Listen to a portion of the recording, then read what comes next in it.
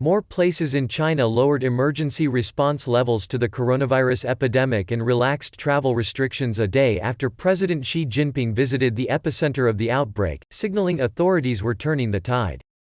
Total infections in mainland China stood at 80,778 with 24 new cases by Tuesday, while 22 more deaths took the toll to 3,158, the National Health Commission said on Wednesday. All the latest deaths occurred in Wuhan, the central city which was visited by Xi for the first time on Tuesday since the outbreak began there in December. Home to 11 million people, the provincial capital of Hubei province was placed in lockdown in late January.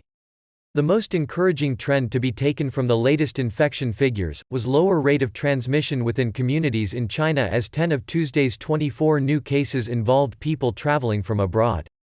Currently, just 79 of overall cases in China have come from abroad, but as that number increases, authorities are turning their focus on how to deal with that risk. The capital of Beijing saw 6 new cases on Tuesday involving individuals who traveled from Italy and the United States, while Shanghai had 2 imported infections, Shandong Province 1 and Gansu Province 1. Taiwan too has begun reporting an uptick in imported cases. The government said on Wednesday the island's 48th case was a woman in her 30s who had returned from holiday in Britain and had most likely been infected while overseas. New infections in Hubei continue to stabilize, with new cases declining for the 6th day. All 13 new cases in Hubei were recorded in Wuhan. Amid slowing domestic infections, a few cities in Hubei have started to ease curbs on movement of people and goods. On Wednesday, Japanese automaker Nissan said it planned to partially resume production at 2 Chinese plants, one of them in Hubei.